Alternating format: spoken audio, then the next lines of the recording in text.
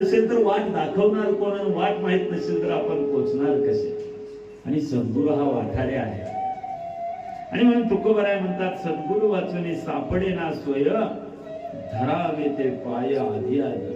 आधी सद्गुरूचे पाय धरावे, मग आपल्याला सगळ्या जीवनाच्या आणि रस्त्याचा जो असणारा आपला मार्ग आहे ना तो सापडतो. मग तिथे गेल्यानंतर काय होतं त्या मार्गावरून, तर ते सद्गुरू काय करतात, सगळ्याला आपल्यासारखं करून टाकतात. देव देताना कंजूशी करतो, पण सद्गुरू आणि संत कधी कंजूशी करत नाहीत. बरं, भरभरून देतात, ते आपल्यासारखं करून टाकतात. त्याला वेळ सुद्धा लागू देत नाहीत. नाही काळ वेळ तया लागेल. लोहा आणि लोखंड आणि परीस, लोखंड आणि परीसाची उपमा एकमेकाला कोण भारी म्हटल्यावर सांगता येतं का? कारण परीसाची आणि उपमा लोखंडाला कधी येते का? लोखंड हे लोखंड असतं, परीस हा परीस असतो. आणि म्हणून तुकोबराय म्हणतात, लोह परीसाशी न साहेब उपमा, सद्गुरु महिमा आगाधची. तशा परीसासारखा सद्गुरूचा महिमा आहे. आणि म्हणून तुकोबराय विनंती करताना हे तुका म्हणे म्हणतात, कैसे आंधळे हे जन गेले विसरून खऱ्या देवा. खरा देव लोकांना कळत आहे. खऱ्या देवाला विसरलेत आणि नको ते देव पूजायला लागलेले. आणि म्हणून या अभंगातून कान उघडणी करताना सद्गुरूचा महिमा सांगताना तुकोबरायांनी हा अभंग घेतलेला आहे. त्याचं चिंतन क्रमशः मांडत असताना आपण विस्तारानं चिंतन करणार आहोत.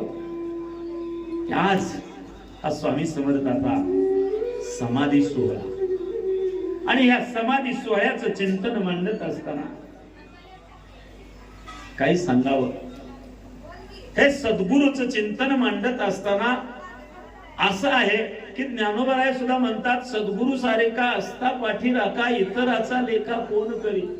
जर सद्गुरु बरोबर असेल तर बाकीच्याची गरज भासत नाहीये. आणि म्हणून या ठिकाणी ह्या सद्गुरूचं आपण चिंतन करतोय. मग हे सांगत असताना, कारण सद्गुरूला परत असा प्रश्न पडतो, खरंच का हो एवढं सद्गुरू आपल्यासाठी करतात? मग त्यासाठी पुन्हा संतांनी सांगितलं, त्याच्यावर भरोसा पाहिजे, विश्वास पाहिजे. जर विश्वास असेल तर सद्गुरू आपल्यासारखे होतात आणि आपली सगळी कामं करतात. बघा, जर एखाद्याला विचारलं, आई काय करते, तर आई काय करत नाही हे त्या ठिकाणी सांगावं लागतं. कारण सर्व काही कार्य त्या लेकराचं जसं आई करते ना, त्याच पद्धतीनं सद्गुरू त्या सगळ्या जीवांचं कार्य करतात.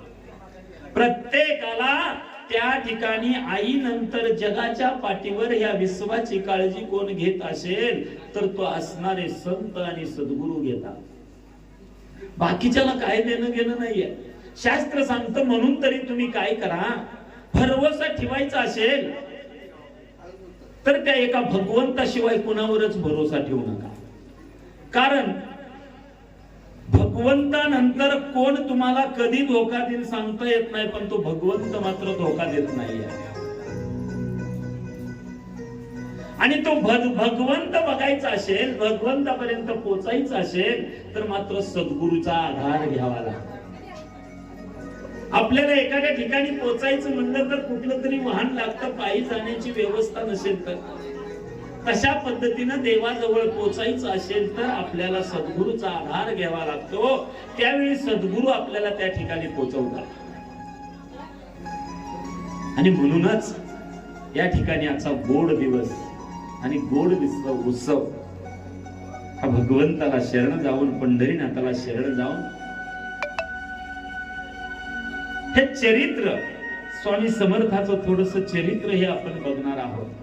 हे सद्गुरू स्वामी समर्थ आपण म्हणत असताना हे तिन्ही देवाचं आणि मूळ स्थान म्हणजे हे ठिकाण आहे. दत्तात्रयांचा पूर्ण अवतार ब्रह्मा, विष्णू आणि महेश हे तिन्ही देवता एकत्र येऊन त्या सती अनुसयेचं आणि तपासाठी